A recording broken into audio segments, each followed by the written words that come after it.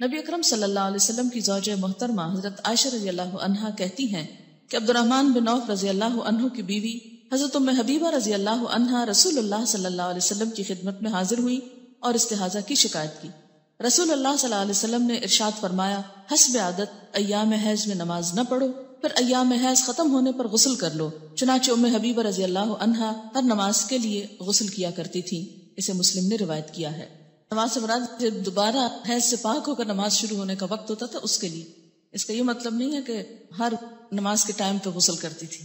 غسل حیض کا طریقہ یہ ہے، حضرت عائشہ رضی اللہ عنہا سے روایت ہے کہ حضرت اسماء رضی اللہ تعالی عنہا نے نبی اکرم صلی اللہ علیہ وسلم سے غسل حیض کے بارے میں سوال کیا کہ کیسے نہانا چاہیے اس کے بعد، تو آپ نے فرمایا پہلے پانی میں بیری کے پتے ڈال کر اچھی طرح حیض کے خون سے پاکی حاصل کر لو۔ یہ بیری کے پتوں کی ضرورت اس لیے کہ اس دور میں صابن کی ایسی صورت اور قسمیں موجود نہ تھی۔ مراد جس سے یہ کہ اچھی طرح صفائی حاصل کرنے کے لیے کہ سب میل کچیل دور ہو جائے، اس پانی سے نہاؤ۔ اب دیکھیے کہ مردے کو نہلانے کے لیے بھی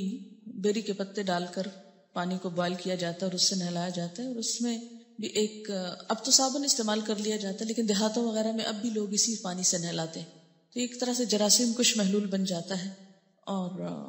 ہر قسم کی نجاست کو جسم سے دھو ڈالتا ہے۔ اب یوں سمجھے کہ لیکوڈ سوپ کی طرح کا ہے۔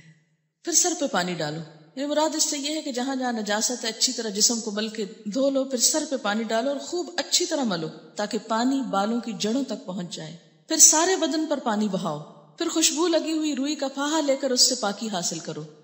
یعنی جسم سے ساری اسمیل دور کرنے کے لیے کیا کرو، روئی کو خوشبو لگا کر اسے جسم پر لگاؤ تاکہ خون کی ساری نجاست کا اثر اور اسمیل اور گندگی دور ہو جائے۔ آج کے دور میں بھی اگر ایسا کیا جائے تو بہت اچھا ہے، لیکن صابن وغیرہ بھی خوشبودار جو ہوتا ہے اس سے یہ کام لیا جا سکتا ہے۔ اس سے آپ اندازہ لگائیں نا کہ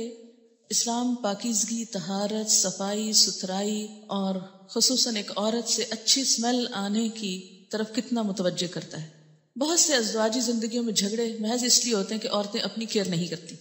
اور خصوصاً جو نجاست سامنے نظر نہیں آتی اس کے بارے میں بہت کیئر لیس ہوتی، تو یہ چیز درست نہیں۔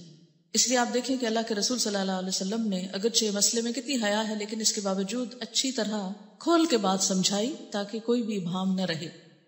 حضرت اسماء رضی اللہ تعالی عنہا نے عرض کیا، روئی کے پاہے سے پاکی کس طرح، یعنی کاٹن بڈ سے کس طرح؟ آپ صلی اللہ علیہ وسلم نے فرمایا سبحان اللہ، پاکی حاصل کرو۔ یعنی اب آپ اس سے زیادہ اور کیا ڈیٹیل بتاتے، یعنی اٹس انڈرسٹوڈ کہ روئی کے اوپر خوشبو لگا کے جسم کے اس حصے پہ لگاؤ کہ جہاں نجاست کے اثرات رہے ہیں تاکہ وہ سب کچھ دور ہو جائے۔ حضرت عائشہ رضی اللہ عنہا نے آشتا سے بتایا کہ حیض کی جگہ پر لگاؤ۔ پھر حضرت اسماء نے غسل جنابت کا سوال کیا تو آپ صلی اللہ علیہ وسلم نے فرمایا پہلے پانی سے اچھی طرح استنجا کرو، پھر سر پر اچھی طرح پانی ڈال کر ملنا چاہیے تاکہ پانی بالوں کی جڑوں تک پہنچ جائے، پھر پورے بدن پر پانی ڈالو۔ حضرت عائشہ رضی اللہ تعالی عنہا کہتی ہیں کہ انصار کی عورتیں بھی کیا خوب عورتیں ہیں کہ دین کی باتیں پوچھنے میں شرم محسوس نہیں کرتی، اسے مسلم نے روایت کیا۔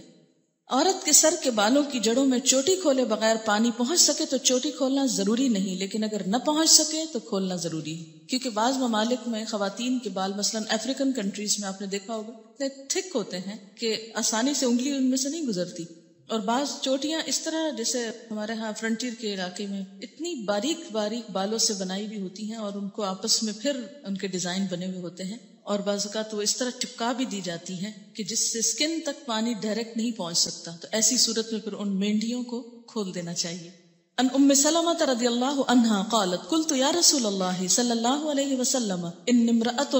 اشد ظفر رأسی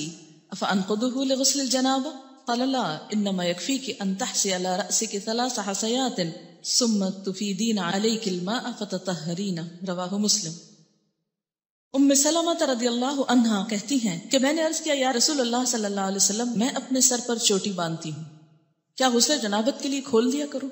آپ نے فرمایا نہیں، سر پر 3 لب پانی ڈال لینا کافی ہے اور اس کے بعد سارے بدن پر پانی بہا کر پاک ہو سکتی ہو، اسے مسلم نے روایت کیا ہے۔ ان عائشہ رضی اللہ عنہا ان النبی صلی اللہ علیہ وسلم قال لها وكانت حائضا انقضی شعرکی واغتسلی رواہ ابن ماجہ۔ حضرت عائشہ رضی اللہ تعالی عنہا سے روایت ہے کہ جب وہ غسل حیض کرنے لگی تو آپ صلی اللہ علیہ وسلم نے فرمایا اپنے بال کھول لو اور غسل کرو، اسے ابن ماجہ نے روایت کی۔ ینگ تھی، ان کے بال ہو سکتا ہے بہت تھک ہو، حضرت ام سلمہ ایجڈ تھی، 4 بچوں کی ماں تھی، بال ایک ایک بچے کے بعد جھڑتے گئے اور ہلکے ہو گئے، اس لیے ان کے لیے کافی تھا کہ وہ پانی ڈال لیں. لیکن حضرت عائشہ کو آپ نے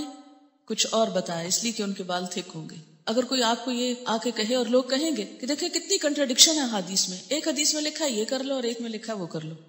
لیکن دونوں مختلف مواقع پر 2 فتوے کیوں دیے گئے؟ اس لیے کہ دونوں کے حالات مختلف ہیں. اب ہر شخص اپنے آپ کو دیکھے کہ وہ کہاں فٹ ہوتا ہے.